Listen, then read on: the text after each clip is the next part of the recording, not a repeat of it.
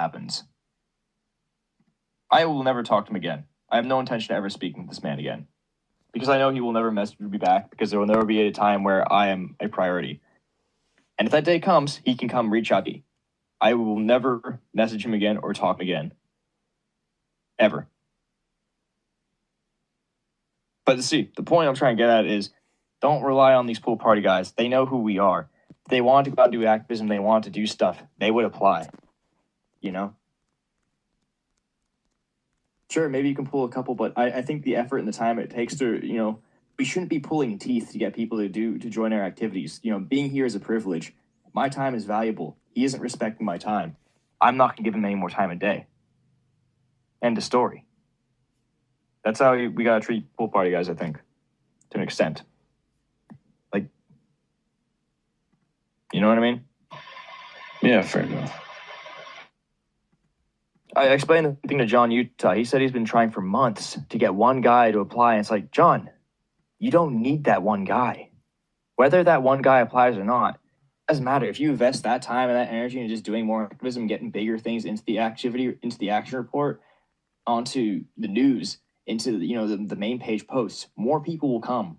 You don't need to rely on a place, that seems easy. In fact, it's harder to recruit from these established places, in my opinion, than it is from just the random internet. Because the people who are in there, they've already decided where they want to be. They're already comfortable there. Why would they want to change?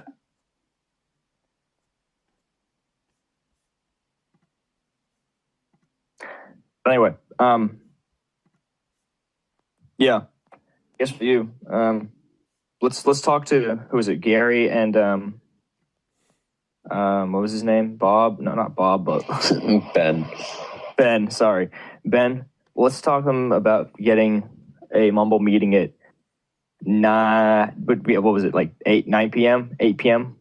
What works for you, Mason?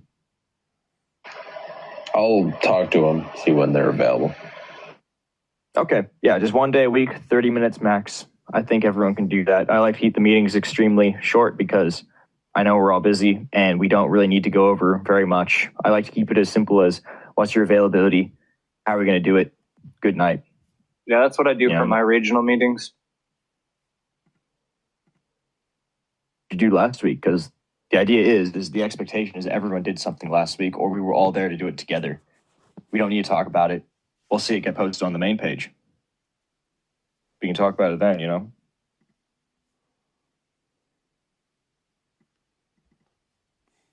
But you can turn it around. Like, it's just a little bit of a schlump. Even if there's no material, there's always something to do. The world's full of adventure. You just got to go out and find it and document it and show others, Dude, but, hikes are the best way to get, you got a bunch of guys up in wherever you are, and you get them. It's just such a great main page post. You're getting out there and you're doing something. Even if it's not like a sticker. I mean, stickers are never going to be anything other than the small channel. Yeah, I explained that already. But more on the topic of having nothing to provide, Mason. Do you want to brainstorm the things we could provide? I think adventure and the activism is enough for me, at least. Had John been doing this, I would never have seen this much of the country. I'd probably still be living. Maybe I would still be living in Washington State. Who knows? The most I would have seen is wow, I went from Kirkland to Bellingham, and that's it. I don't know. I could tell you about that, but I would rather do that in a meeting room. All right. You want to do that a later time, or do you want to do it now, or what do you want? I could see when we if we can have a meeting, it'd just be easier if they're all there. That way we could just talk about it. Sure, sounds good. It's pretty late for me, so I kind of want to go to bed too. But Oh no, not even that. I was gonna say we can still hang out here, but I mean, if you want to do it now, I don't care. Sure. I mean, I'm available. I just saw two other people, so I was they probably want to talk.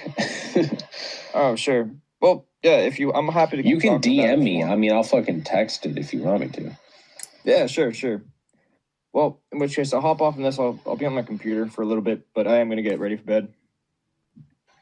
No problem. I'll talk to you soon, Lawrence. Yeah, message everything over to me. We'll sort it out from there. All right. Have a good night, guys. Have a good night, Lawrence.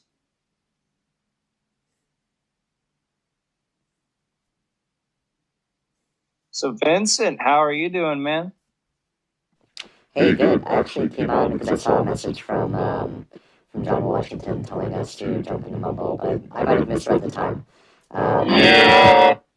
Yeah, that was like maybe an hour or so ago.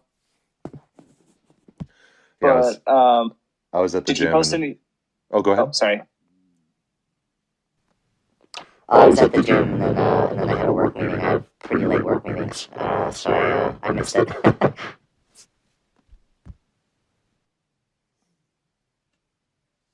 Yeah, it was just about the event coming up and playing stuff. Did he post anything in your network A chat? Yes. So we've been given the flights that we're supposed to attend. Did I miss any other details? Like, what did you hear? Just in case. So we just talked about where we wanted to land. That was where we talked about just what would be the easiest. The location that was picked for us to drop off is the cheapest for everybody in the PNW. So that's why he picked that location. Yeah, just about that. Making sure everybody's still available. Other than that, yeah, it was just hammering down the drop-off location. Gotcha. What were the other options, do you know? Yes. The one that we're going to is we're going to have a 5 or, well, I think it's like actually a 4-hour drive from the airport to the campsite. There was a 1-hour location. And then there was also like a 3-hour one, and I think another one after that. But Newark is the cheapest, and also there's a lot of rental vehicle options out there in New Jersey compared to some of the other locations. And also, if you've never seen the Statue of Liberty before, you might get a chance to see it. Yeah, I figured John probably wouldn't say it, but I was guessing that maybe proximity to the location too. If 4 to 5 hours from Newark gives you any ideas, then I mean, I've got thoughts. I have hopes, but like I never know where it is, and that's the fun. Yeah, totally. I don't want to spoil it necessarily, but I have hopes too. It's just kind of a curiosity. So yeah, I know we were talking about like places that might be more antagonistic. But if we're 4 hours from the campsite, No, it's 4 hours from the airport to the campsite. The campsites can be.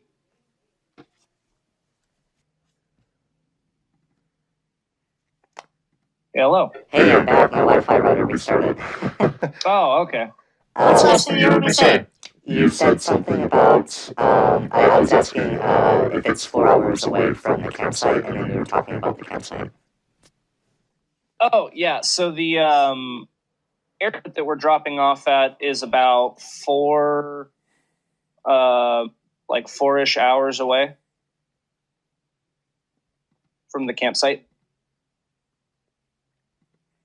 Gotcha. Yeah, no, I didn't know if I had misheard that the airport's 4 hours away from the location, or the campsite's also 4 hours away from the location. Do they usually keep the campsite pretty far away from the location as well? Yeah, usually we want to keep the campsite from far from the location. Like when I was at the Salt Lake City demo at the start of this year, our campsite was like maybe an hour and a half, close to 2, from Salt Lake City. And I think when they did the Philadelphia demo, they were pretty far, or like 2 hours or so, because it's all cities up there.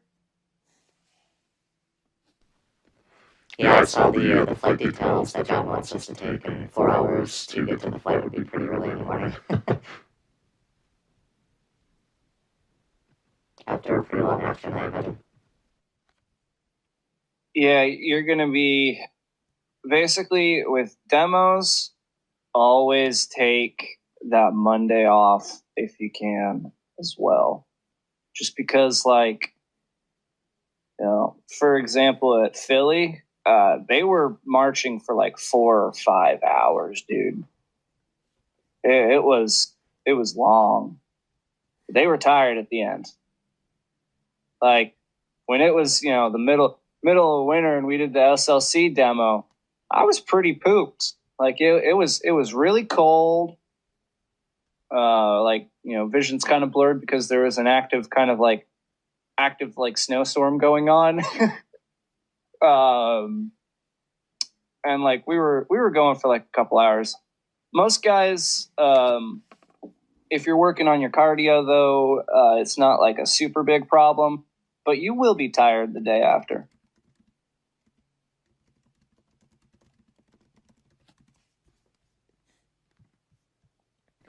Yeah, it totally makes sense. I should probably make sure I have that Monday off too. My work is fortunately really open about me taking days off. Like my supervisor told me that he's not going to deny me just about any day that I take off as long as it's not when everybody else is off work as well. Yeah. Pretty well. Yeah, I'm usually pretty able to.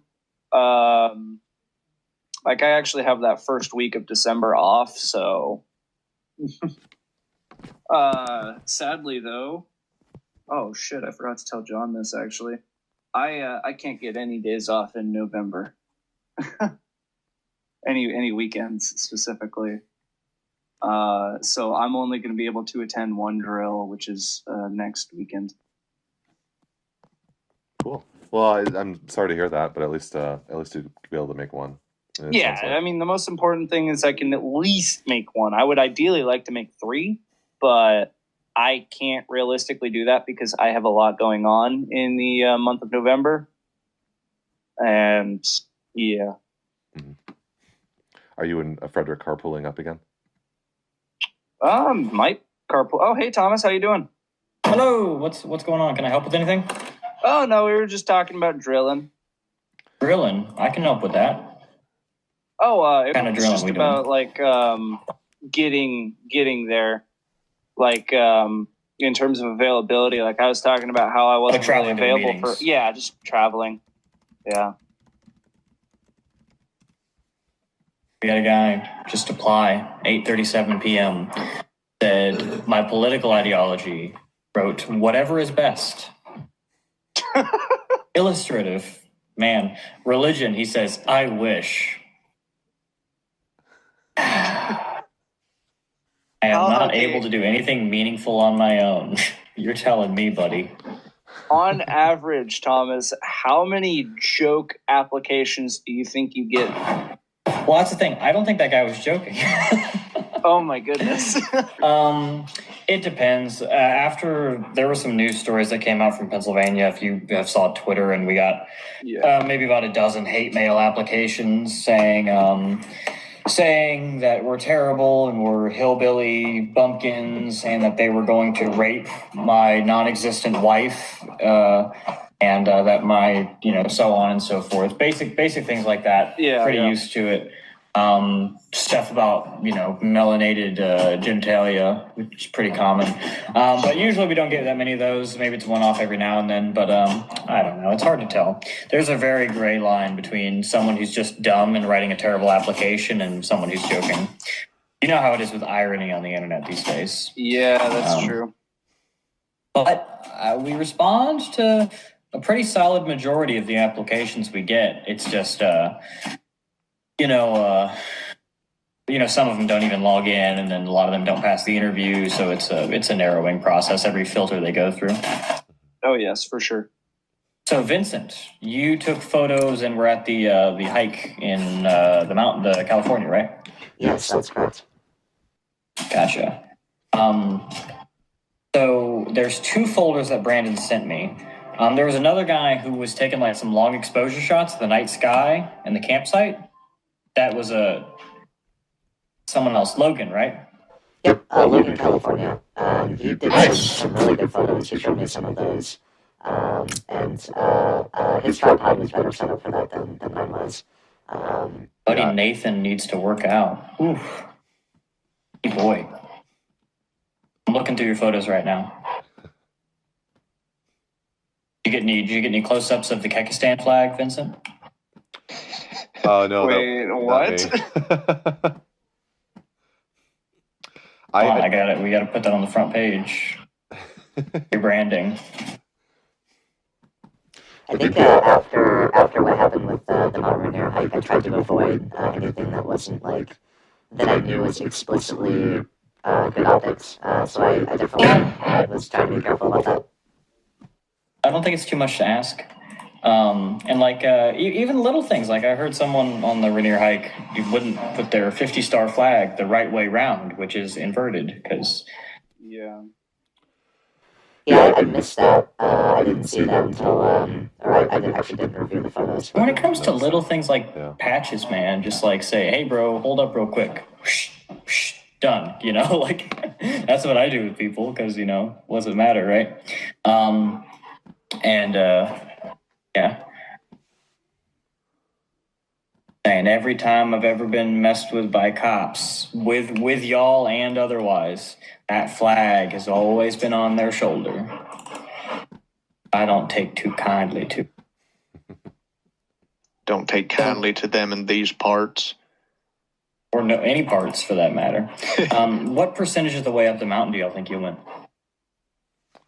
For the White Mountain Peak one, that we got pretty close to the end. What would you think of that, Vincent? We got to the last saddleback before we had to go up the last slope. So I would say we got near the end. Yeah, I think if it was 7 miles the whole way, one direction, I think we probably made it at least 5, maybe 6 miles. And that last mile sounds about right. That last mile would have been pretty tight uphill. It's exponentially harder with the altitude and the. I don't know. Oh, I say that considering Elbert, but like, it's like we started at the tree line, and I don't see a single tree for like 30 miles in any direction. Well, no, there's some bushes back there, but I don't know. Did y'all pass like a grass line where it just turns into rocks, or is there grass most of the way up? It's pretty desolate all around. I see like little shrubs and stuff in most of these pictures. There's like this little gray grass, you know. Oh yeah, there's like stunted gray and dead grass, but like there's not really much greenery. Back at the campsite, there's actually some trees. Yeah, I saw those. I really like those long exposure shots. Did you do that with like a tripod, I imagine? Yes, he did. And I had a tripod. I don't know what happened. I think I lost it in the move. I got to go back and get it or something. But yeah, I would really love. I love these long exposure shots, especially with the stars how they were. I really like that we did this. I like it when we're doing creative stuff. I'll definitely be able to sort a lot of these photos into SOC. Yeah, the long exposure shots with the stars worked out very perfectly. Like the region we were camping in, a lot of people they go to that region for 2 reasons. Well, there's an observatory. Yeah, there's an observatory there. There's also the California University Research Center along the trail up the hike, which we passed by. But yeah, people would go there for 2 things: either go up the mountain or to stargaze. And we got a pretty good look at like the Milky Way and everything. James, Arizona here, rocking an off-brand 50-star flag patch with a black outline. Cutting my supply chain. Must have lost his or something. I'm very happy. Yeah, but no, looks like everything. You know, I mean, and the photos make it look like everything went well. I'm gonna start mixing these into. I need to schedule a bunch of new SOC posts. But Vincent, you and Logan, to the same extent, y'all should start working on your skills and your setup so that you can do photog and video and stuff this December thing that you're going to. Definitely want to work on cardio big time because there's going to be a big block of guys. When we're setting up the bake sale, and you're going to be running up and down and left and right and all over a good while for maybe a few hours. You're going to be running around, and that's not even including stuff that you might want to do at camp, right? So definitely start working on. I think Logan you said Logan was like a big cardio guy, like he's a runner or something, Brandon, or am I thinking of someone else you mentioned? Logan, California, yeah, he got some runner's build, and he says he spends a good amount of time doing cardio.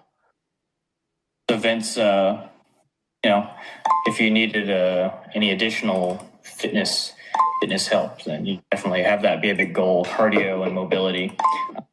As when it comes down to it, the difference between getting that shot, is just getting there in time. So are you asking me to be a camera guy for the next thing? No, Vincent Washington.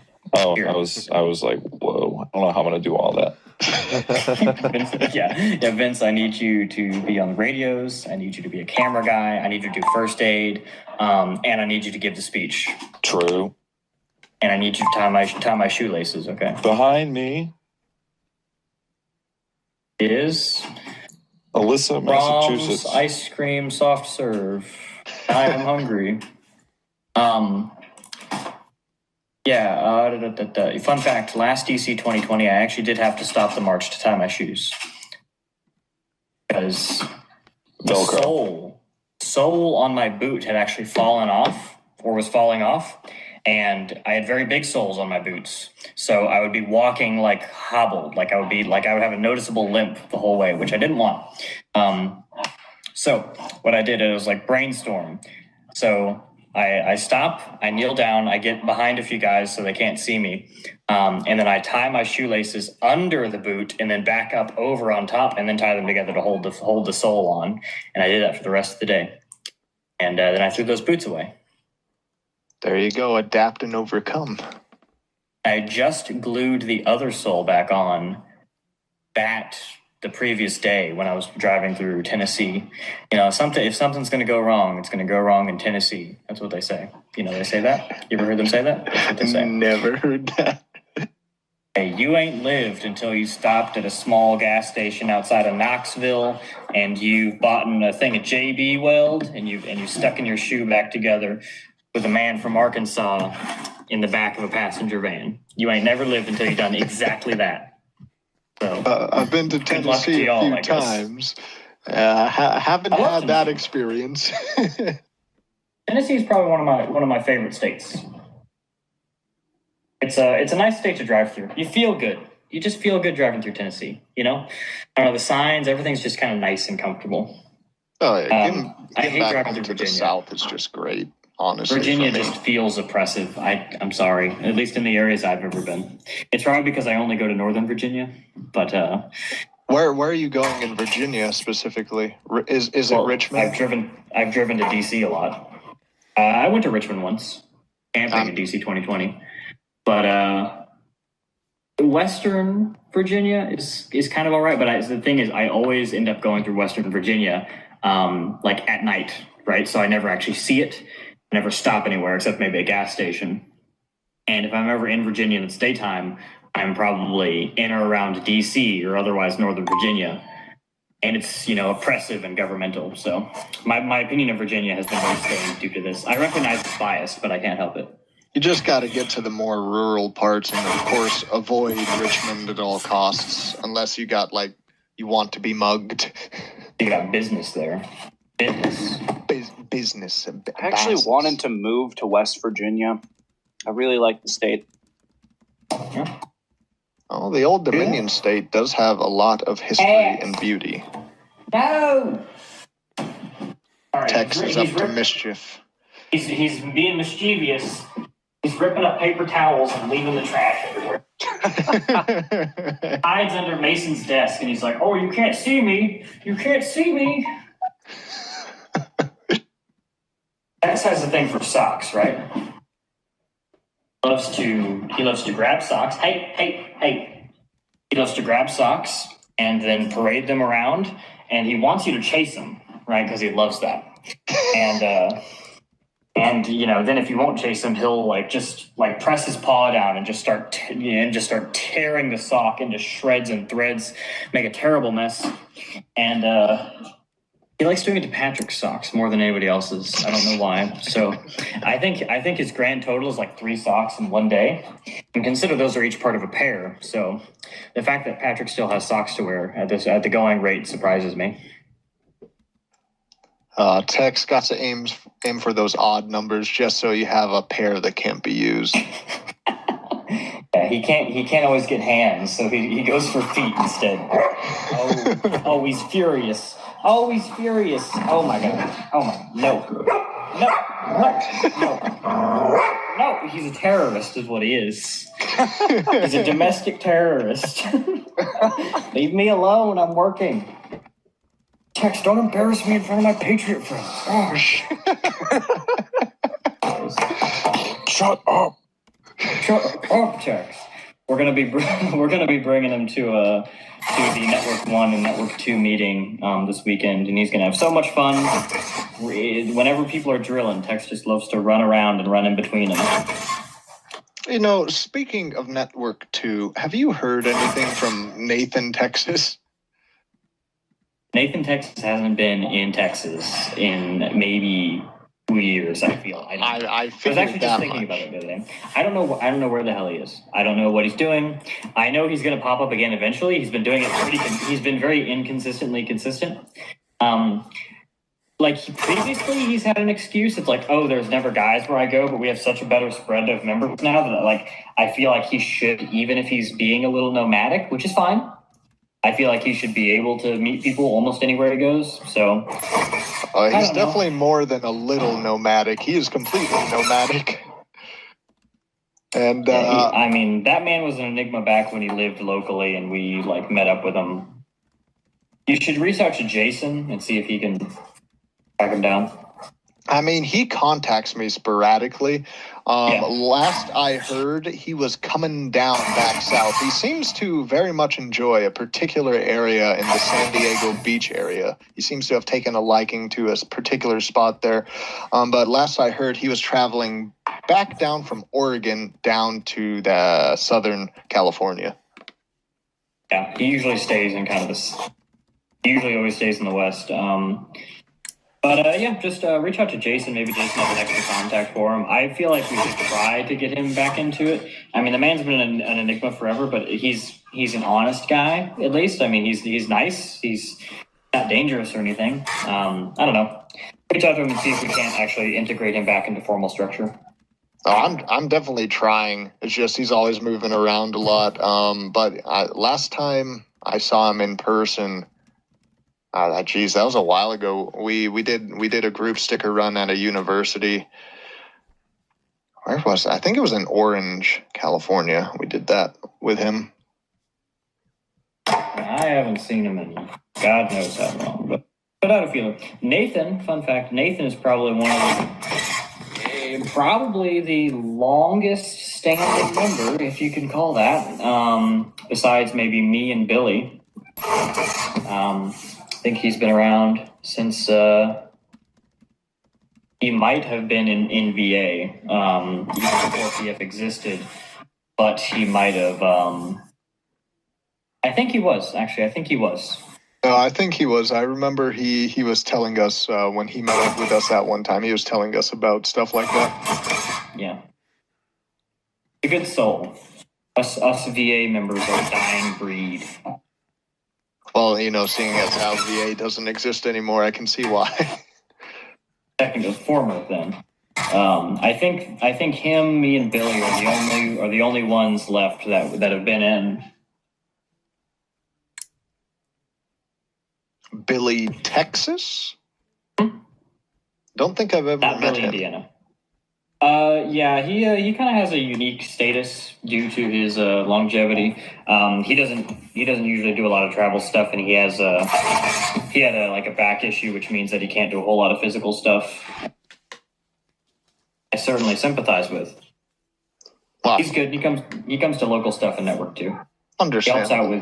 He helps out with the internet meetings and other stuff, and he's He's a very tech and finance savvy guy, which is crazy thinking about he joined VA, which is like such a worse group to do that with than we are now. You know, it's strange, man. Back then, there was just so much manpower going around and so little care, with like how people were judging stuff, which is not like a critique on anybody because I was there too, But nowadays it's like people always, examine everything under a microscope about joining X group or being loyal to XY figure or E-celeb. But back then, man, none of that mattered. Like, oh, this random group, I'll just send them an email. Don't worry about it, you got the extremes, right? You didn't really get many regular people, but you got people who were both very valuable and very useless, and you put them in a big melting pot together, and you ended up with trash. So, fun fact, very, very valuable people don't work well with entirely useless people, especially under structures that are dictated by useless people. Or if they're dictated by the valuable people, you only have trash to deal with. So, fun fact, 0 times 100 is, so that's what happened. That doesn't sound like sound math. 0 times 100 is 0, I'm pretty sure. And it is a synonym for 0.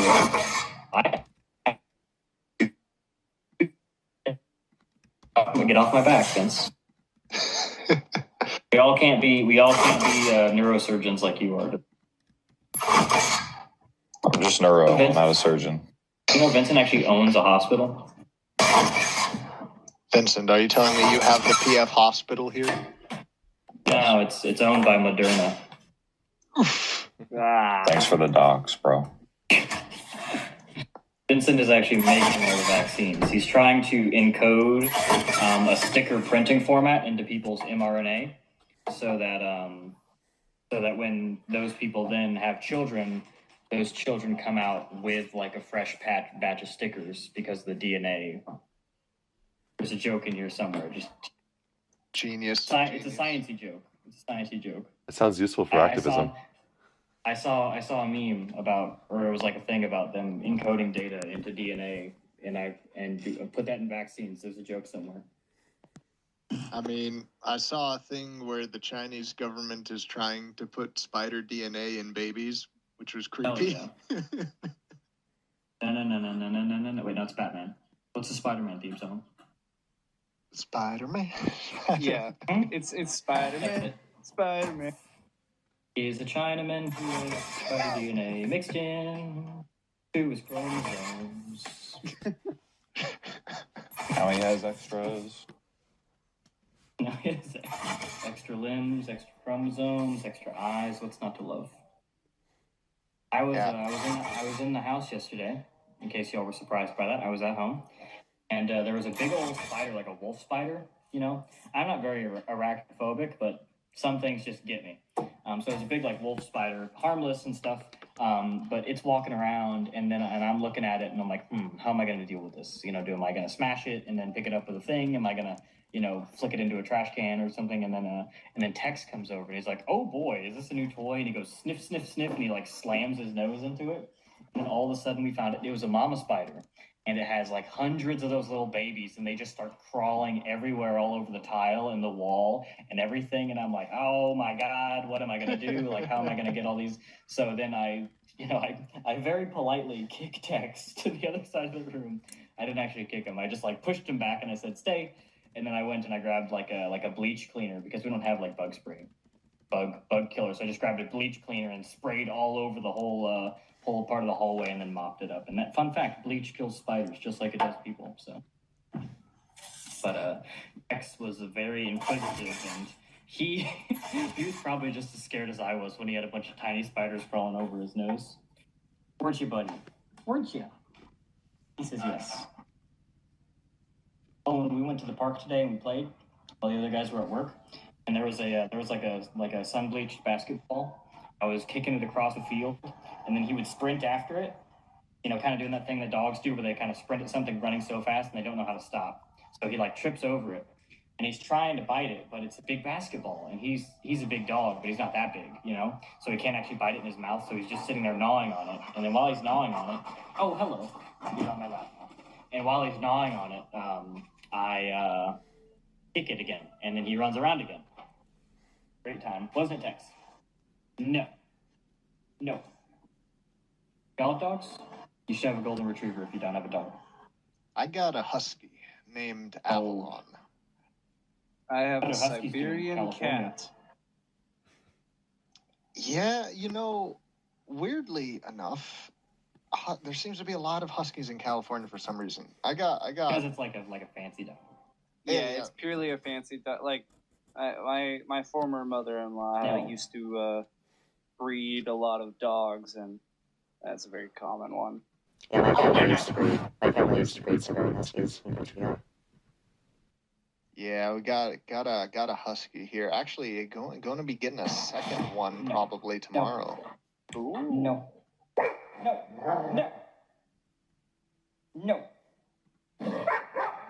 Oh my God. He's attacking me. Get back. No. Well, guys, we're going to have no more source of stickers after this. No. Man. No. Back off. He wants playtime at any cost. We trained him so well. All right. Hey. All done. I know you're upset. All done. Thank you. Anyways, sorry. Go back to y'all. Demanding Tex. He is demanding, just like his puppy. My fault. I rile him up. See, the other guy's got jobs. I'm technically unemployed according to the IRS. So I just hang around the house all day and do absolutely nothing. But me and Tex hold down the fort every day. You get to slave away in the sticker dungeon. Yeah, it's actually quite more spacious than the previous dungeon. Well, it's more stuff in a condensed space, but it's better organized now. I have a big stack of cardboard boxes, and I got a shipment of 2,000 sheets of adhesive paper, maybe about a week ago, and I've probably worked through, I don't know, maybe 600 sheets of it. It came in sheets of 100, or it came in boxes of 150. 1, 2, 3, 4, 5, 6, 7, 8, 9. So there's 9 boxes of 150, and I originally got 2,000. How much did Thomas cut? Algebra equation.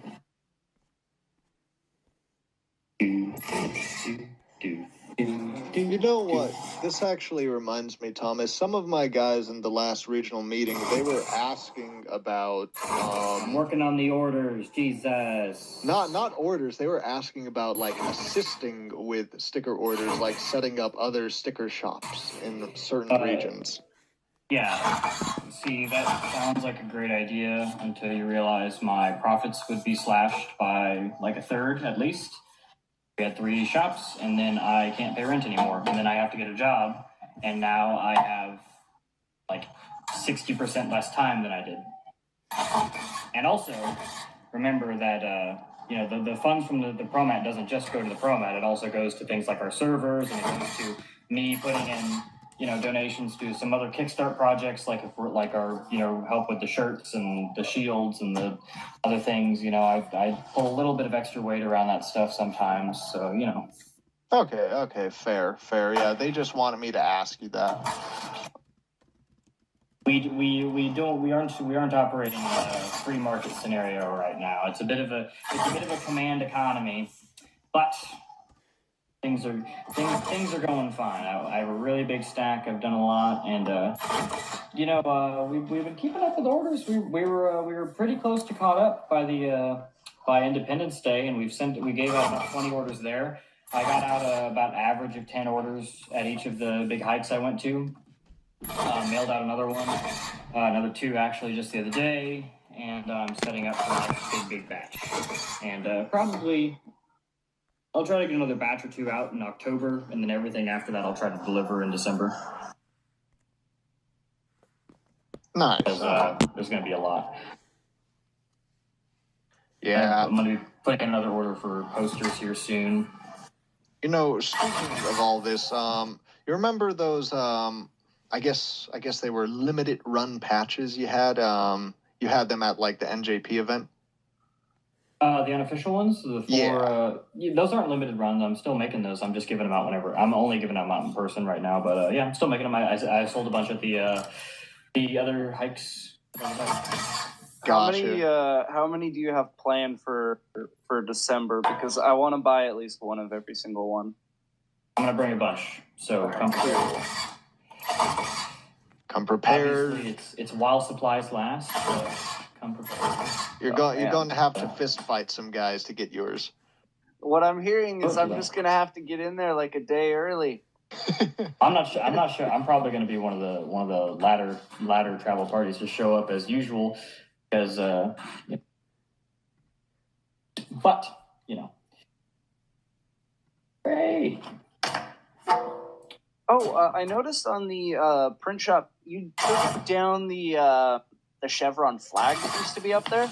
Yeah, we aren't selling flags anymore. We had a bit of an issue with those. People would buy them, and then they would kind of keep them. And then when we needed them for a demonstration, they wouldn't bring them, and people would be reluctant to offer their flags up for demonstrations or stuff because they thought they wouldn't get them back. And to be fair, they didn't.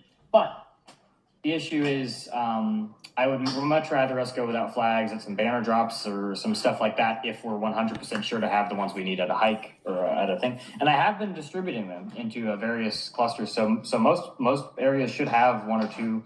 And I'm going to be placing a big order for a bunch that will probably kind of distribute each accordance to their need, at December. But I need to make sure that we have a bunch. By the way, do they do a thing in Oregon or Washington where they have like 50-star American flags like tied up in bridges? That's very common in some of the more working class rural towns. Like there's this area I have a few banner drop locations planned for, and the area is littered with 50-star flags. Like, how many do you need?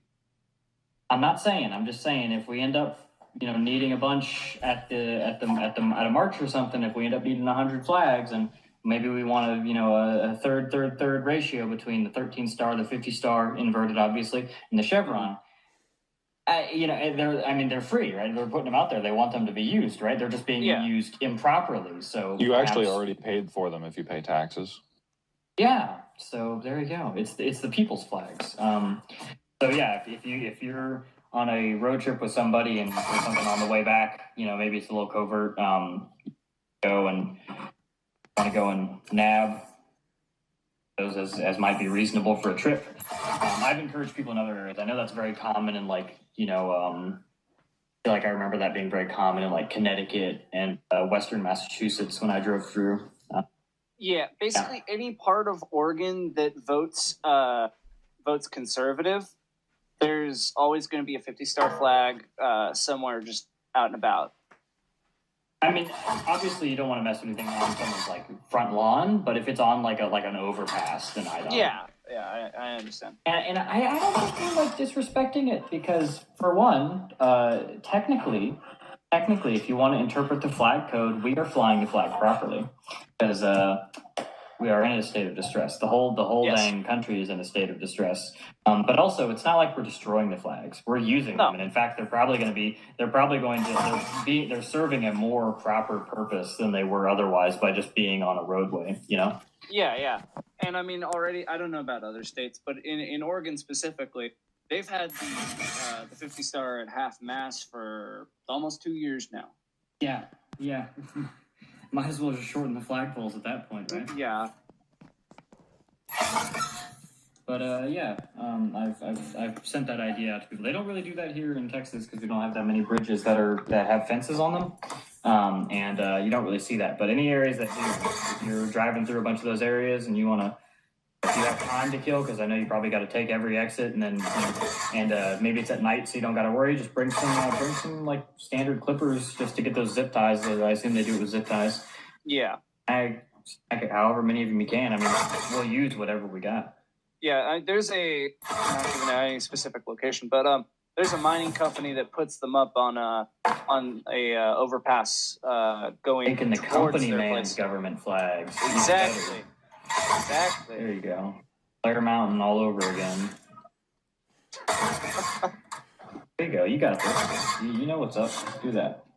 Do that and bring me a duffel bag full of them. And they're usually like the nice embroidered ones, aren't they? Typically. Nice. Those are so expensive. If you get those at Home Depot, they're like $25 a pop. Isn't that crazy? Oh gosh. At the Army surplus store that we have, they're like they're like, oh man, I'd actually have to see how much my More than free. I'll tell you that. more than than free. It's not like 25. I think it's a little bit less. My father got a Stars and Bars flag. Yeah, defo. Snag me a batch of those. Vincent. Also, I want a duffel bag. I want a duffel bag full of flags by December. When I was traveling the past 2 days, I marked some 2 specific overpasses that had a dozen each. So I will send those to Henry. Yeah, because last time we went to DC in the January, we had to have a huge scramble to get some at like stores and stuff. It was stupid and expensive. And I was kicking myself because when we came from DC, I came from Boston, and I was like, man, I saw 100 of them just sitting there on fences, in the middle of streets that were nice embroidered ones. And instead, we're having to buy like Walmart printed ones for $15 a piece. It's ridiculous.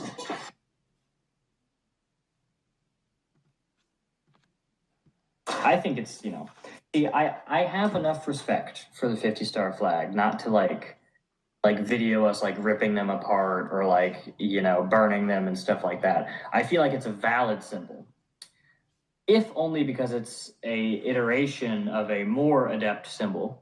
But I believe that it's the justification that we're actually using it properly. We're using it in the intended method to showcase the distress of the nation and the opposition to the state. Well, here's the question, Thomas. Do you want it to be a 50-star or 49-star flag in the future? I don't really. That's all getting into policy and territorial. How would you define the borders of your ethno-state? Oh, I was just making a joke about Hawaii. I don't like, fun fact, I don't really like the non-contiguous territories. I think Alaska's fine, but I'm passionate about Alaska either. I mean, I know it's nice and pretty, but to be honest, Hawaii's got a lot of pretty spots too, but it doesn't mean, whatever. I don't care. I don't think about it. I'm realistically probably definitely never going to go to Hawaii. I'm realistically probably never going to go to Alaska. Well, we've had guys in Alaska before. I remember we used to have Sean Alaska, but I think one of the very big problems with Alaska one is at a time, and we can never connect them. Yeah, they're so isolated. They drop off. No That's the problem with Alaska. They're so isolated. Say we do get a network out there somehow, right? How the heck sticks are we going to ensure, like, first of all, they're going to be crazy isolated, and how are we going to know if they're doing dumb stuff, right? Because there's none of that cross-pollination that we have. Even, and I mean, Brandon, you guys in Southern California are probably the most, comparatively isolated guys in the country right now as far as, clusters go. Mm-hmm. But even then, y'all meet up with the Washington guys and the Arizona guys, and the Arizona guys meet up with us, and we in Texas meet up with everybody, right? So that's, that you're two degrees of separation at most from someone in Maine, right? But in that way, you're just adding tons of extra steps. And also, if you're driving to Alaska, you have to, pass like a border checkpoint no matter what. Obvious issues. Well, you have to have, it's like a passport because you're driving through Canada. I think they have like ferries. Yes, maybe? We can take a boat. That's actually true. But that's expensive and annoying. It's cheaper almost to drive. Boats are not expensive if you know what you're doing. Fun fact, years ago when I was trying to join the French Foreign Legion, I was looking at a route that would have me working on a cargo ship and they would drop me off in France. Mm-hmm. Very cheap, completely free. All they want is my labor. Yeah, I was looking at a a way for guys from Minnesota to drive to Michigan without having to, or Wisconsin, without having to go all the way around. And apparently there's a big ferry passage that can take cars too and go straight across from like Manticoke or one of those weird, super northern Midwest sounding towns. And it's actually quicker to do the ferry straight across than to go all the way around, even though it takes you like 4 hours, which I guess makes sense. It's a big heckin' lake.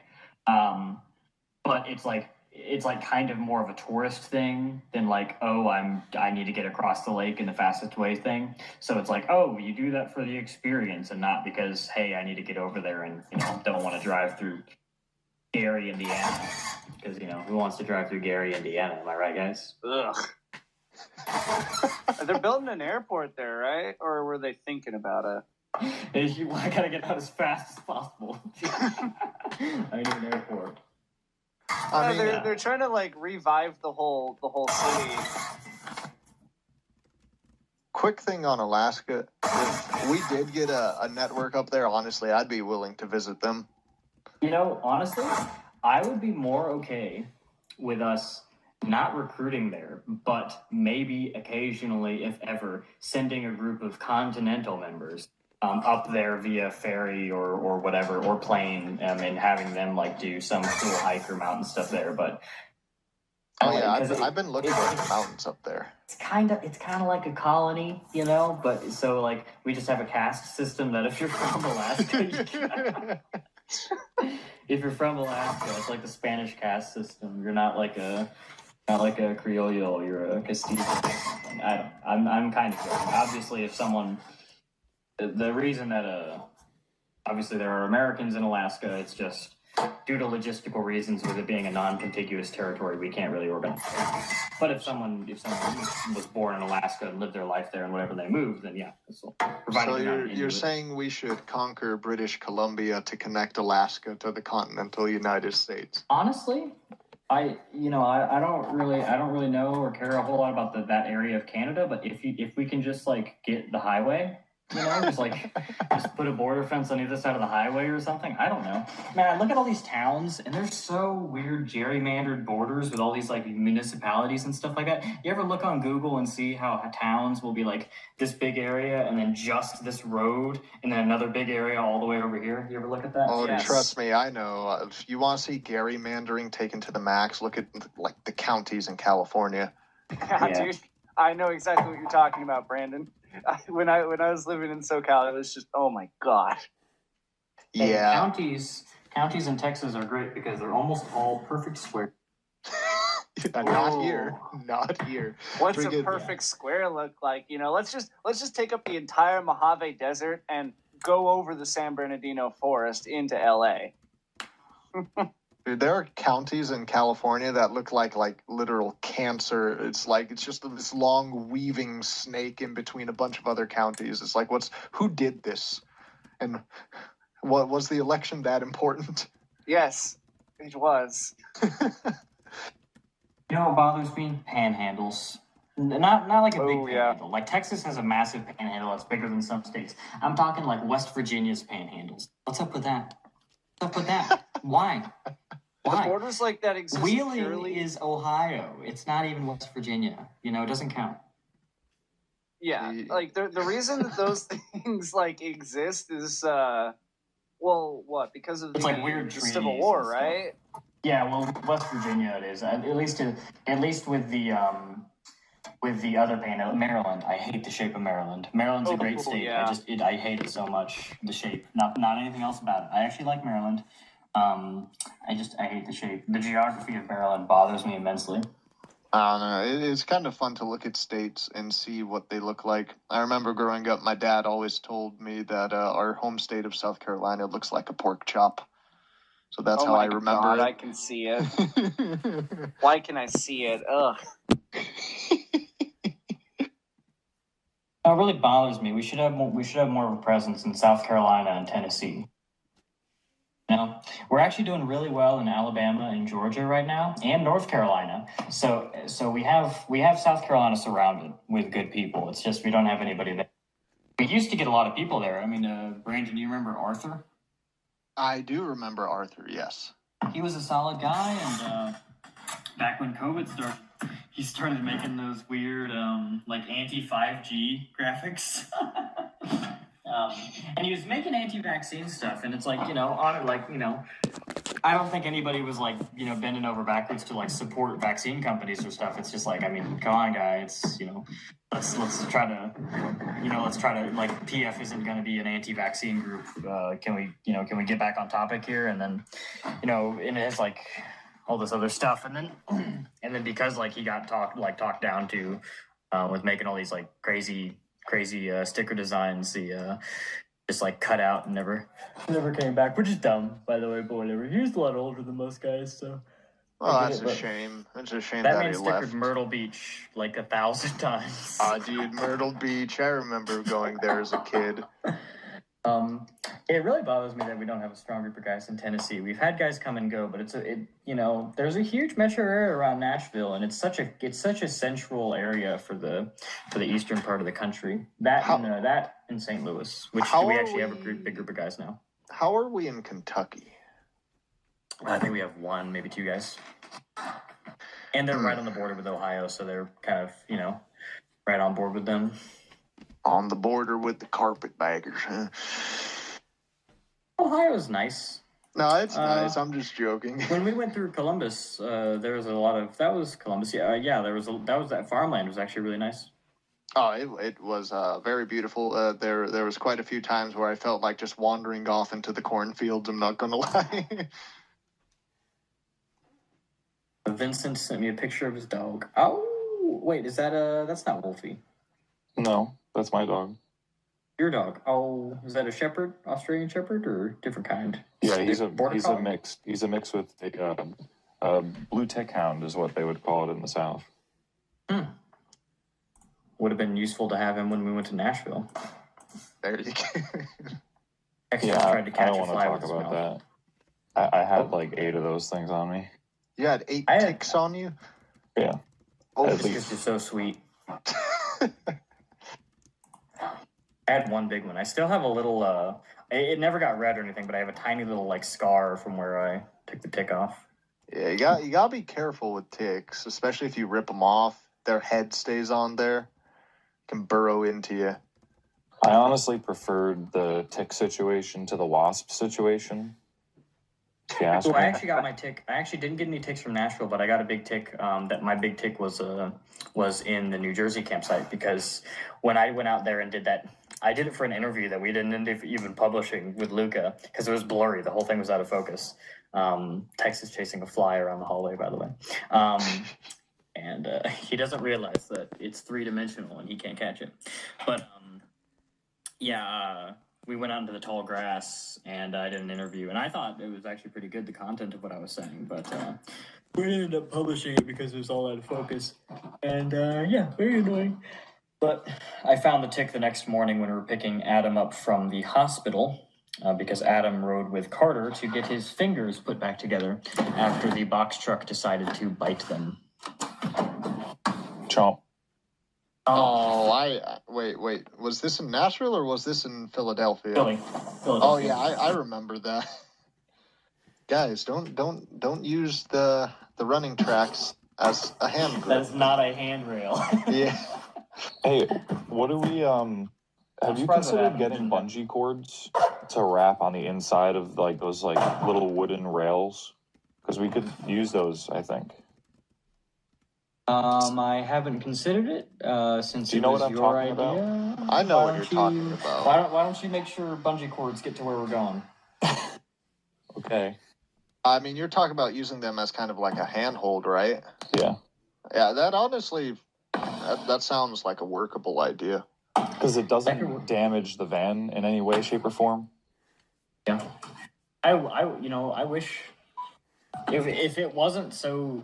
I mean, it's not financially viable to buy a box truck, but if there was some sort of like modular thing that we could just slide into the back of a box truck that would have like a bunch of those handles like a subway car does, like just something that you put together and then just slide in, that would be nice. But I don't think that's feasible or reasonable.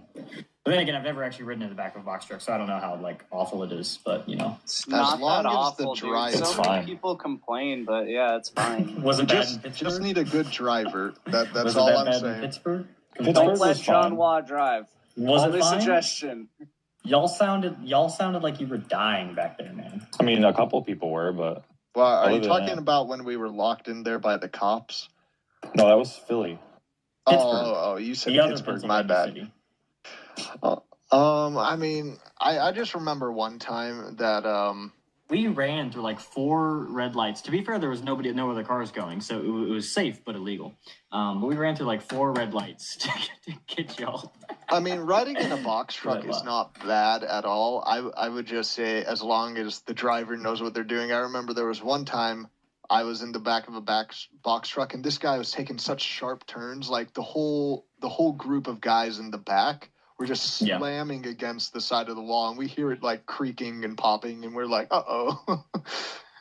That might have been in Pittsburgh. It didn't seem as bad in the front when you actually have perspective as it did in the back, but yeah, that was a very nasty box truck in the roads in Pittsburgh going to and on and off the highway. Were nasty. I wasn't there for the Pittsburgh one. That guy had his foot all the way to the floor, and we were going like 28 miles an hour. Yeah, I heard the feedback from the East Coast guys about that the box Hey, trucks. we got our money's worth out of that rental. Probably the heaviest load it's ever carried. Yeah, like 80 guys or 90. But yeah, But, as long as the driver knows miles all what they're around. doing. Yeah, I think that was Ryan. He's a pretty solid driver. I Nice think binocular the photos, by the way. trip I'm thinking White of, I Mountain. think, was in either Utah or San Francisco. Yeah. You're probably Utah's thinking being of- pretty nice. Utah then was it's pretty probably nice. You're San thinking of San Francisco. Francisco because John Waugh was your driver. Yeah, I'm That's thinking what of the you're San thinking. Francisco. That's the only suggestion. Don't let John Waugh be the box truck driver. I mean, all box truck rides I've ever had, great, completely smooth. You know, it all goes well. And then that one trip, just everybody slamming like just a bunch of dice and like a cup holder. I need to find drivers for December. I'm thinking we'll go with some of the same ones, but I know one of them isn't with us as a member anymore, and another one is doing another role currently. Do y'all know any immediate suggestions for guys who are very capable in driving big trucks? Like I do it for work? know 2 off the top of my head. Names. I know one. So the 2 I know is now wait. There it is. Travis, California, and James, Travis is Arizona. already on my list. James, Arizona, then. Really? Okay. Interesting. I might have another idea in mind for James. Both about of you, them Vince? know how to drive well. Unless me personally, I'd like to see him in the March, but Grant, Maryland? yeah. Yeah, I have a different role for him Okay. already. And I guess I should point this out, but I have recently also taken up a job as driving Yeah. some larger vehicles. Gotcha. You fool. Brandon works for a funeral. This home. is going He to my drives BuzzFeed article. Brandon drives an Oscar Mayer wiener truck. Oscar Oh, Mayer. man. God. Michael. Say hi to the guys, Michael. Hi, He Michael. says hi, guys. Brandon says hello. Is Mike is Mike coming with you guys in January? Because I I don't invited know. him too. I haven't asked him. Would you like me to? I mean, I'll just ask him if he's still planning on coming. Hey, Mike, are you still planning on being Vincent's best man in January? Yeah. He says he wants you to be the cup ring bearer or something. Pretty sure He you gotta wants be you like to- 10 years old to do that. He'll be on his knees. He'll wear shoes on his knees like they do in Can you comedy bring sketches. Tex? Can you have Tex do that? Yeah. I Tex don't is know the ring bearer. how the heck I'm gonna get there, but I'll try. I'll try to work I'm something out. actually gonna have. I might actually have a house by that time. So I usually just sleep in the dirt, man. Well, yeah, it's not I'll like have this, acreage, and you can at least camp. Hell yes. I'll camp. What do you mean? Just gonna roll out my sleeping bag in the dirt. Okay. Thomas, we have a nice bed in here for you. No, the dirt out there is much better. I need to bear all of the same hardships as the guys, even if they all have tents. And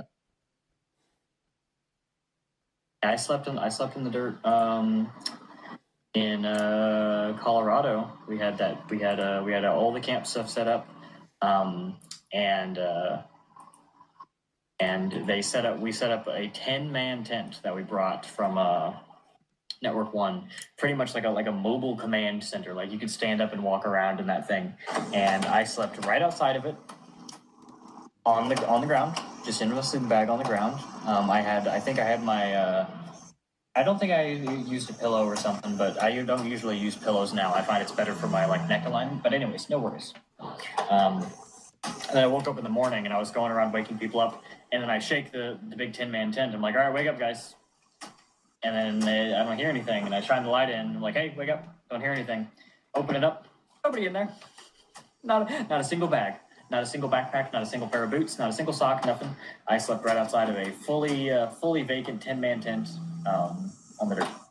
But I actually like that I did. That was the first time in a very, very long time, if ever, that I've actually been able to sit and just watch the stars. And I saw shooting stars, made a few wishes. Can't tell you, though. Saw some satellites, which is really cool to be able to do with the naked eye. It was very nice looking at the sky there. If you get in a good place with being able to see the stars, you get to see some pretty crazy stuff. When we were at White Mountain Peak, me, James, and Nathan, California, and I think Logan, California was watching. Us four, we were watching while everyone was heading to bed. We were looking up at the sky and we saw this little star way, way far away, and it was like bouncing back and forth. It was quite intriguing. Never seen a star bounce up and down, left and right, consistently. How close were you to Area 51? Yeah. Probably pretty close, actually. I mean, you were Mexico's actually not pretty too far. You're actually pretty close to Area 51. Yeah, at one point Brandon went off behind some rocks, and he came back and he sounded a little different, and his skin was a little green. But we just been going with it the whole time. Yeah, now he sounds like Obama, dude. I don't get it. Trying to clone let me Obama. be clear. I just want a sticker order based in red pill. Yes, the Logan, Obama. California, is he in northern or southern? He's part of my network. He's in Southern California. You should go and find some big architecture statue stuff to take for good practice, and also to generate culturally relevant content for SOC. I actually like the California State Capitol. Is that in Southern California? Northern California. Northern. I can actually get some really good photos of it. Yeah.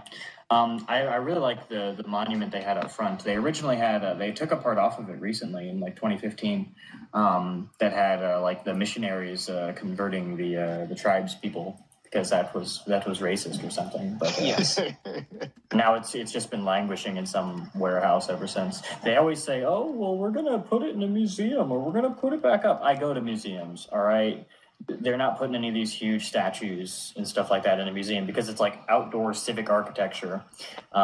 Museums usually deal in smaller life-size statues of a person that's the size of a person, right? You can move it around with a dolly, or busts. Very rarely do museums have big statues like that, and if they do, they're outside, and none of these museums want to display stuff that's quote unquote racist outside, because then they're going to get attacked, right? It's trust me, I know. So these things are just going to be warehouses forever. Oh, not even warehouses anymore. They're not even saying they're putting in warehouses anymore. They've taken down some recent Confederate statues, and I keep track of that stuff. It pains me as a Southerner to see that. And they just recently sawed in half a statue of Robert E. Lee. And That's the one in Richmond, right? I think that's the one I'm thinking of. And there's another one where I think they just tore it down and melted it. They didn't even give it a chance to be sold to like a group like Sons or Daughters of Confederate Veterans, where they would put it on private land.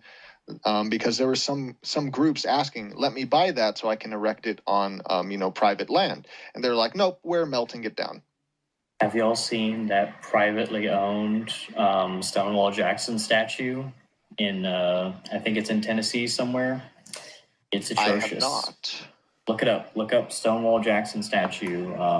Is that the one that people use as a toilet? No. Do you know what I'm talking about? No, I do not. Yeah.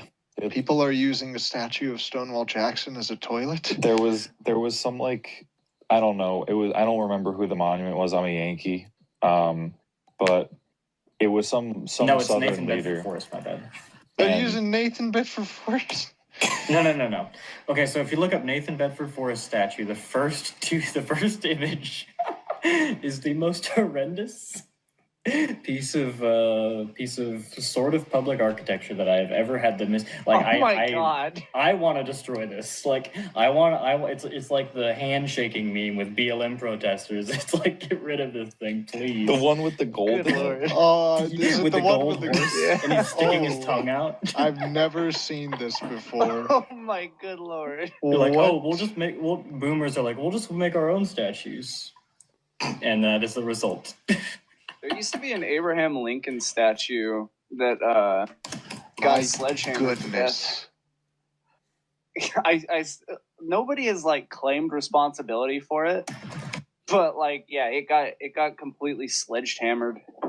I'm sure it's the usual suspects who sledgehammered it, either Antifa or BLM.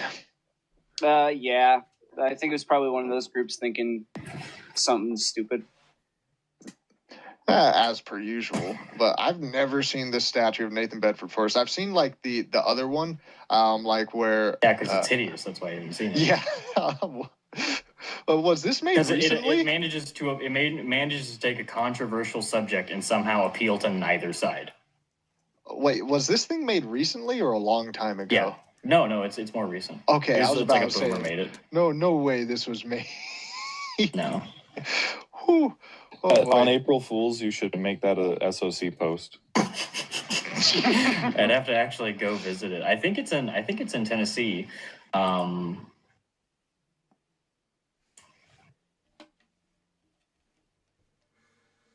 There we go. There's a normal statue of Nathan Bedford Forrest.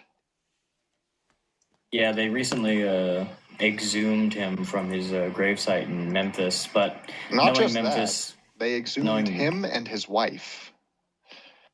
having been to that part of Memphis several times, I'm sure even he, Why did they Doesn't do wanna be that? there. because it's in Memphis, racist. and he's a racist, and Memphis is a Afro-American city. They really can't just let him sleep. Like Nope. I don't They get can't. that. Well, to be fair, I mean, I'm not obviously making apologetics for it, but it was a big pedestal, and it was in the center of the city, Oh. and he had a big equestrian statue over it, and it was in a big park surrounded by a hospital on one side and the University of Tennessee on the other. So Okay. they have a big college, lots of left-wing nurses doing their TikTok dances and their twerking, So he was mogging them, is what you're saying. even in death, he was mogging on them. Big Yeah. alpha male style, as they say on twitter.com. The Bird app, as Nick New York says. The Bird app. All right, I've so we never got heard that. we got interviewee 803795. He says he met someone, and we went over what the group was about, and he asked a bunch of questions, basically to make sure he's on the same page about what to expect from the group. We took a walk and put up some stickers and took some pictures, or he says we put up some slaps. That's what Antifa calls them. And put up some So what is this guy, a cop? He Doing some says slap tag. he says he picks Gabriel. and he is from what state is he from? Check the record. Give me a moment. He's from West Virginia. Server. Username. What did he see? He posted some other stuff. Let's see what he said.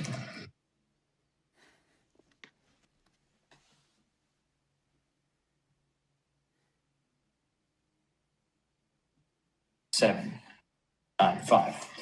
He says, I think the group's on the right path, maybe a little small, but it's hard for a group like ours to grow in this day and age with all this censoring, but I like where it's going. If anything is going to change, it's going to take a lot more people, and I think you have the right message for people to stand behind and believe. Something I want to be a part of. Very nice. I like it when people, it's the silliest thing in the world when people complain, like when they leave. This guy's obviously, he's fine. He's like, oh, I don't think the group's big enough, so I'm joining. Correct response.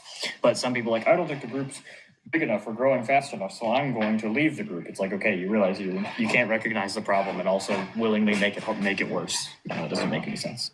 I also hate when people complain about the messaging, like the slogans and stuff. Like that one Kansas guy? Yes. What were they complaining? Jew. You gotta name the Jew. I do like naming the Jew. Well, the message goes over universal moral principles that apply to everybody, even and especially Jews, you know? Because, like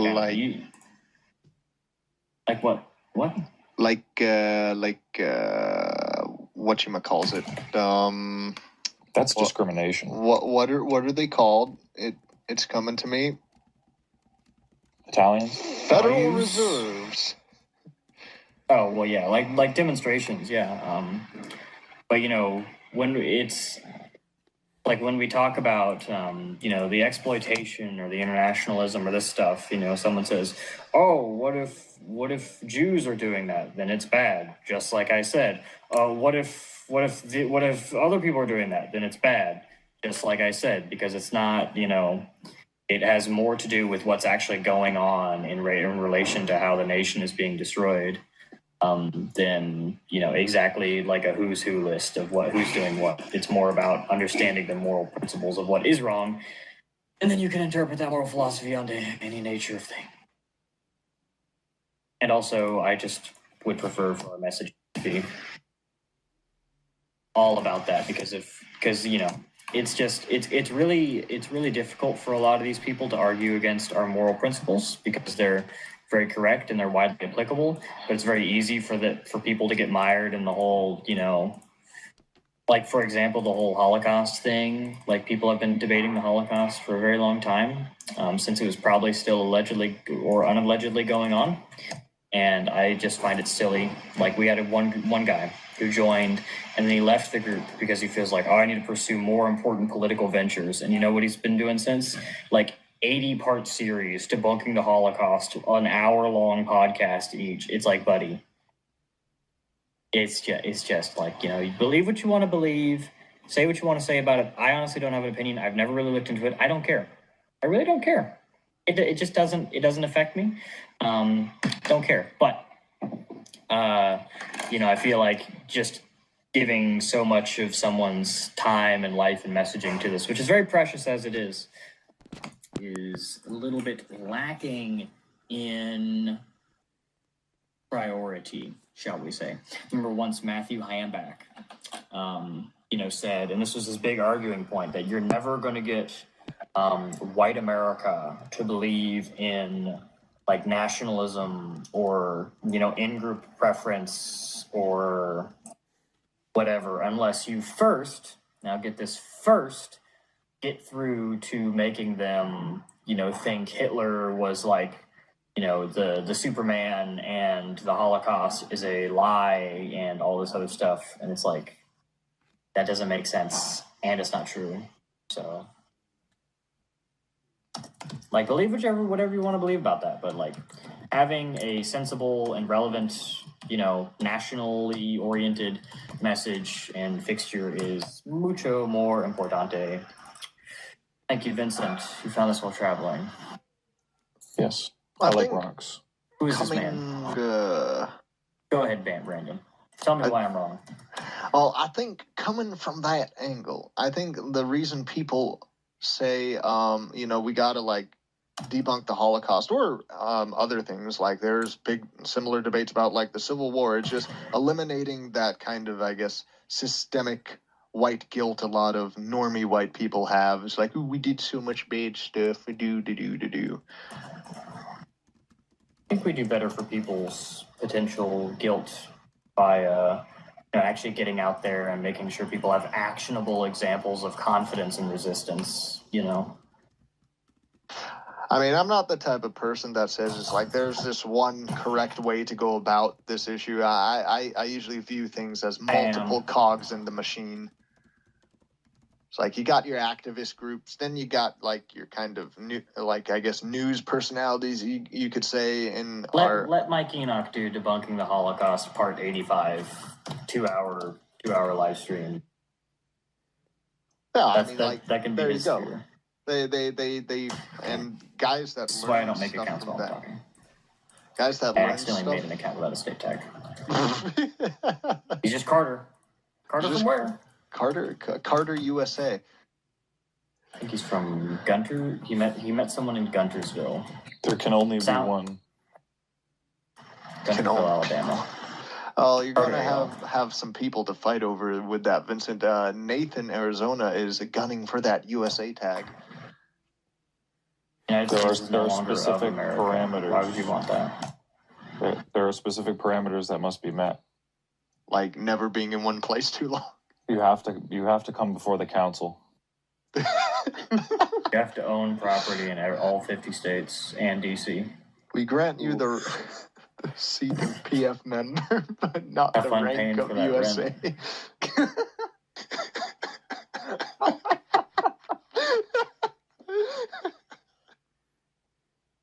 I will accept an appearance if he has a proper case.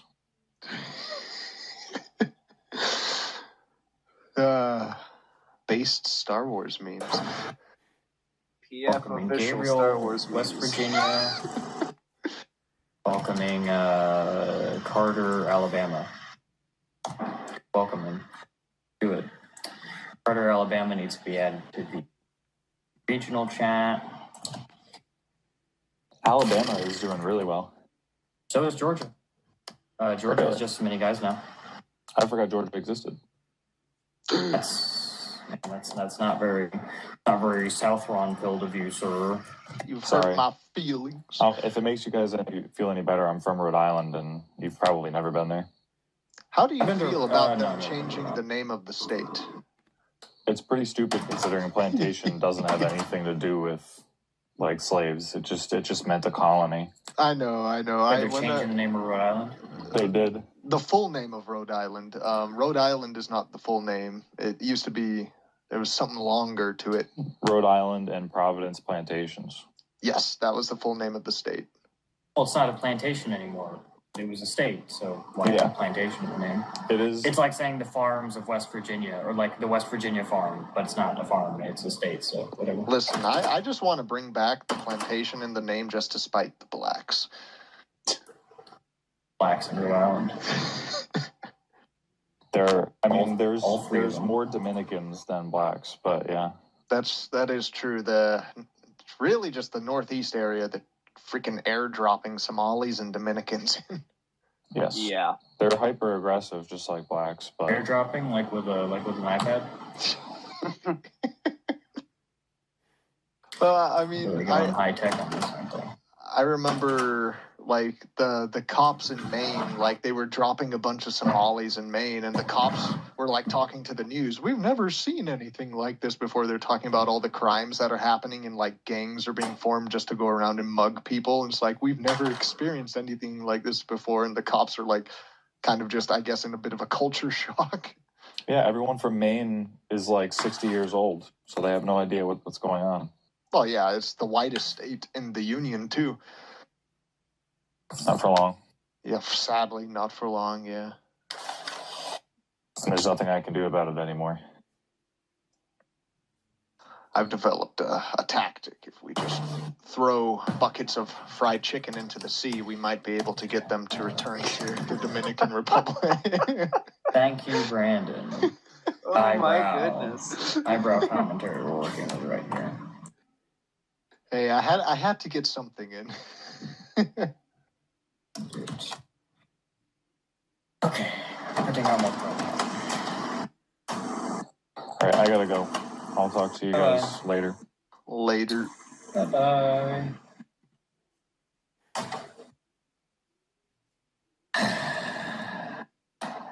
So, how about that northern Idaho? Never been there. That seems It's to be very the place beautiful. to be. Very beautiful from what I've seen. I really want to go up there, but I just get so busy with like being here. Everyone I know in the white nationalist sphere now, it's like where you want to live, northern Idaho. Everyone, every single Well, one that you know. Almost everyone. Almost. I don't want to live there, so you should. Almost. I mean, almost. because I'm from the PNW, like my heart lies in a very mountainous, woody area. Like, if you've ever seen some of the shots I occasionally take of like really mountainous areas here in Oregon and any other states I visit, I really focus on the raw natural beauty. And the Pacific Northwest, specifically northern Idaho, still has quite a bunch of it left. Oh yeah, northern Idaho is, from what I've seen, quite breathtaking. Yeah, a lot of people going up there. Almost everyone I know in California, they have plans to try and go up there at some point. But yeah, it's tempting. At the same time, I would like to be back in the South too. Yeah. I'm already in a very beautiful part of the Pacific Northwest with lots of mountains and lakes and whatnot, and I still think about moving up to northern Idaho, like the Coeur d'Alene area. Yeah, you see, there you go. Yeah, everyone likes CDA, man. I love CDA. It's beautiful. Honestly, I think the This way is like things the are white going. nationalist mecca. Then why do we only have like 2 guys there? Okay, actually, you want to know why, Thomas? Because they're all in dumb gay militias. That's why. That makes sense. Yeah. Yeah. That's the problem. Well, we had an issue there with a guy who was, I think, technically in like it's like the Spokane's right across the border. It's the same metro area. Yeah. And he had an issue, and kind of the long and short of it was he was mixing in the correct me if I'm wrong. He was mixing in the his Telegram friends with members to do like sparring and workout sessions. Oh, I know what you were talking about. And yeah, and the idea was like, hey, this isn't working. We should fix this. And then why don't you do other activism in addition to this, which is good. Nobody's saying that that's bad. And then he didn't want to do that. He didn't want to document it, and he didn't want to try to put those guys through any form of vetting so that we know who he's actually with. Outside of just people from Telegram, which is not a safe standard because Telegram is full of tons of dangerous, lacking people. Yeah, well, yeah. Well, and it's also not properly encrypted. I could forward a message to someone in a private conversation, and the it could encryption end up. doesn't mean jack because anybody can just see anybody's. People post things on encrypted apps, and they're like, "Oh, I'm so safe," but then someone takes a screenshot and like, "Oh, all that encryption, wow." Fun fact: it's still admissible in court if it's a screenshot.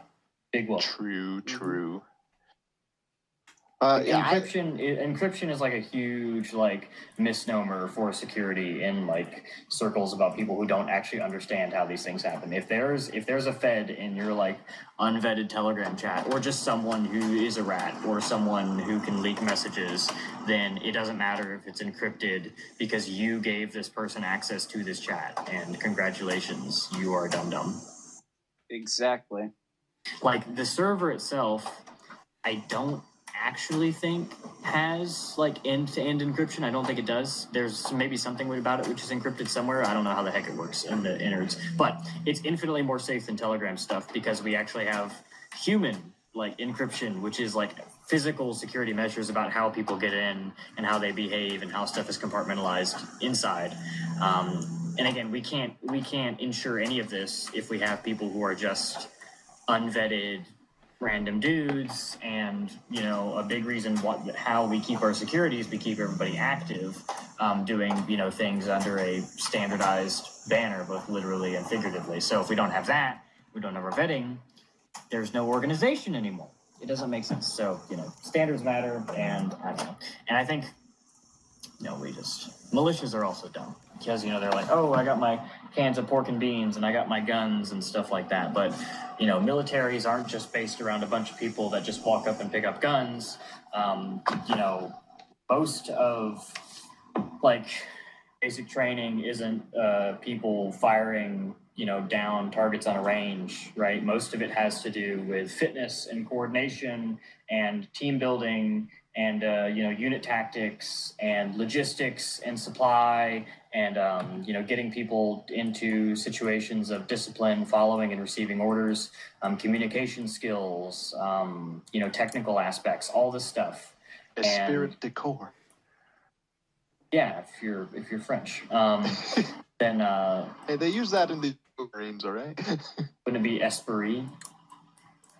Always heard spirit, but maybe I'm wrong. I don't know. I don't speak French. I feel like the Only a French little. pronunciation would be esprit, but or probably they don't pronounce the e either because they're French, anyways. But yeah, so it's like, and we do all of that obviously just without the guns or the violence, which is the key factor, by the way. The key factor that we leave out, because we get the benefit of all of these other things where we train guys in team building and leadership, logistics, technical skills, communication, fitness, mobility, discipline and strength and so on, and putting people into situations. And we actually do all this, and we are still able to use our techniques because we don't use firearms and violence. And then because of that, we can actually implement all of these things in the real world. But if you're a militia, you either go from, or if you're like one of these modern day militias, right, you either go from doing nothing to like, oh, you have a hot war against the government. Whereas we can actually do something other than either nothing or, getting into suicidal, battle charges against, Air Force bases, for example, So yeah, not even to say we would want to do that, because we don't, because that's not the ideal circumstance. It's quite far from it, in fact. So, the idea is about being able to build actionable efforts that actually mean something and can be implemented on a regular basis. And militias don't do that. And that's not even that's a logistical, ideological issue. Like, obviously the principle of a militia, like historically, I agree with, but nowadays with the logistical realities of security and how much the government freaking loves to integrate themselves with those things, it is not worth it. Stay a mile away from them in all cases. There's a very good reason that we have a very staunch dual membership with militias policy. We are even wary of people who have previously been in one of those, because it's not, it's just you don't get what you want. You don't get what you want to get out of it. I'll leave it at that. Yeah. But in reference to that gentleman in northern Idaho, yeah, he's a great guy. Yeah, he was a great guy. I liked him a lot. Maybe he'll turn around. When I met him, I had a great time. But it's just stuff like that. I was talking to him recently. I was seeing, trying to see if I could, convince him to turn, but he seems very set on what he is, that kind of, I guess, and fitness thing in northern Idaho. So he seems set on the path. It is what it is. We're doing tons of new fitness stuff now too. It sucks. It'd be great to have him around for that. It would be a great voice. We formalized the fitness kind of lifestyle support group with counselors and stuff like that. He would be great for that. That's what I'm trying to tell him. It's like, hey, we're getting things rolling here, but I don't know. He seems set on his things are rolling. Yeah, exactly. Rolling. Yeah. Which reminds me. No, I have something to rant about. Sorry, cutting you off. Unless it's really important. I was talking to a Michigan. Oh, bye, friend. Jesus. Talking to a Michigan guy, and do y'all remember the Richard Spencer Michigan State University speech where where there was the huge fist fight out front, and Matthew Heimbach was there with like a dozen guys in black, like not turtlenecks, like work jackets, Don't remember that? That was a while ago. It was years ago. Yeah, I never watched Richard Spencer. Where Neither did I, Spencer but it got was a punched big in deal. the face? No. That was he got punched in the face. I think that was in D.C. Maybe about the inauguration. I think that was just got punched in the face during that one, or somebody got punched in the face. There was lots of punching in the face. Lots of people got punched in the face in MSU, for sure. Just Spencer was inside. Anyways, so back then, PF had sent a small group of guys out to that to support the whole thing, and dumb in hindsight. Thank you. I know the last few years are a staunch reminder that I have learned since 2018, and there were a bunch of Michigan guys. Like we had, I don't think we had really formalized our network. Well, actually, I think we did have networks back then. They weren't nearly as solid and formal as we have them now, but we had them. And Michigan actually had one of the stronger networks in the country. And there were maybe 8 to a dozen, maybe even more guys there. And there was some leaks started by, I think that round we figured out it was a guy from, I think he was from Pennsylvania. No. I was after. He was from Ohio. It was like a John Brown Gun Club guy that joined in Ohio and was like, in some of the local chats and stuff like that.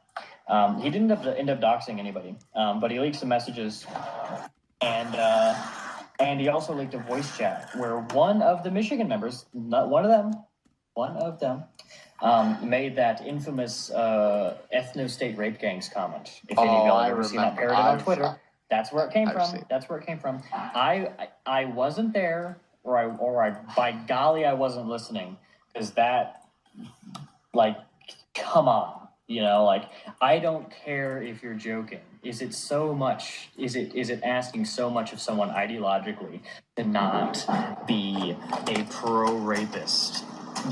Apparently back then it was. Nowadays, we don't have that issue because we're not only are we more ideologically coherent, we're also more professional. So not only should you not believe that stuff, in case anybody does, in case any of you are in favor of organized rape, then yeah. But not only should you not believe that stuff, you should not say it either. I don't care.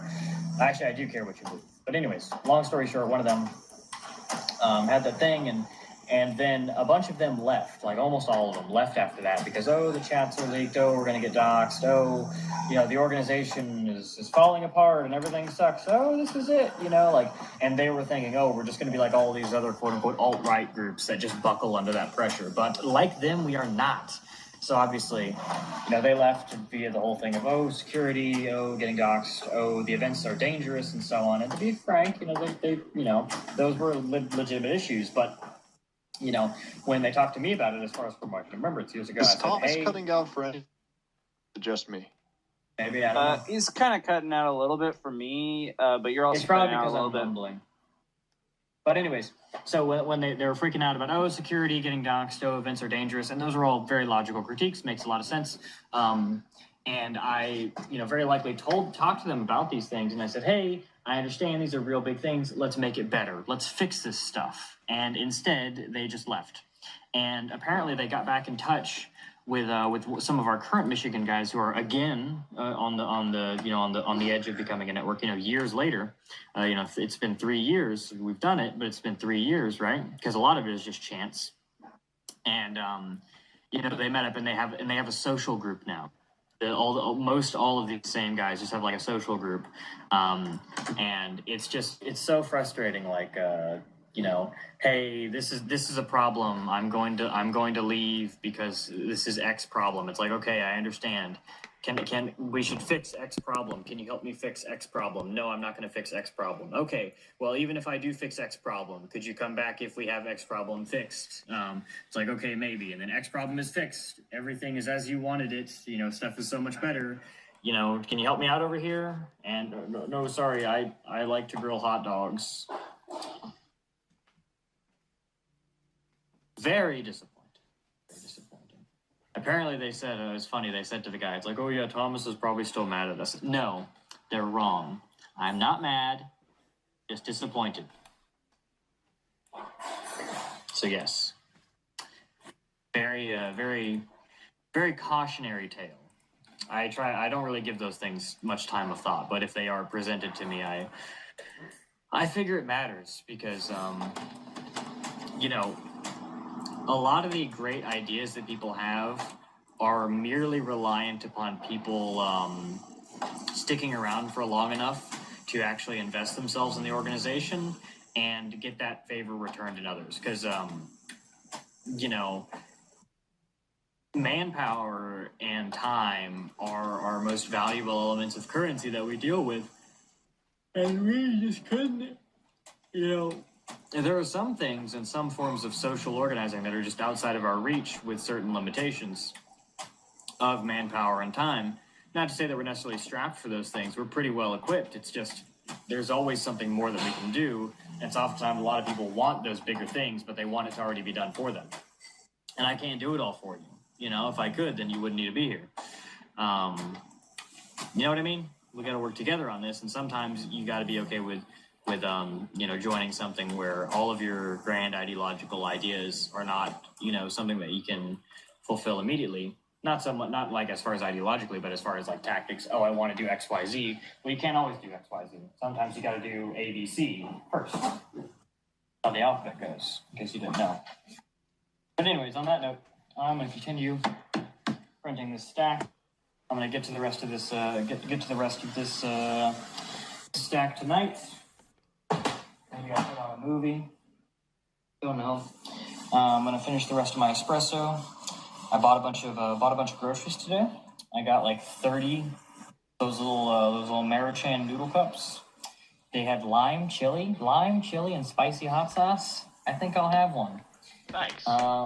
And some tuna, probably some tuna and ramen, classic dish. Maybe top it off with a glass of milk or something. I don't know. Maybe I'll work out tonight. I don't know. My sleep schedule's been crazy. I'll be up until like 4. But anyways, I'll talk to you all later. Stay safe. Is there any questions, comments I can help with before I hop off? My question is bad. I heard talk to y'all, so What? you have a night time. I Okay, good night. Oh, okay. Anything else I can help you, or we're all good? Yeah, we're all good. All right, cool. Talk to you all later. Stay safe. Good night. night. There. Yeah, my connection downhill. Hi, Brandon. Ryan, I was gonna say, you going to be the regional meet Saturday? No, I haven't heard anything of it. Anything. Regional meeting 30 p.m. Saturday. 3:30. 7. Oh, 7:30 this Saturday. Yeah. Yes. I don't really have plans. Good. Be there. There's much No. we must discuss. But yeah, I think my connection is going out. So, like, I hear like every other thing someone says. But I guess I might as well call tonight since the conversations aren't really working out with me at the moment. Yeah. You have a good night, Brandon. Night, guys. Yeah, good night. I'm gonna call out too. I just realized what time it is. I've been chilling. And I've just been Just been hanging out, listening, talking, and I didn't realize, oh God, it's 10:30.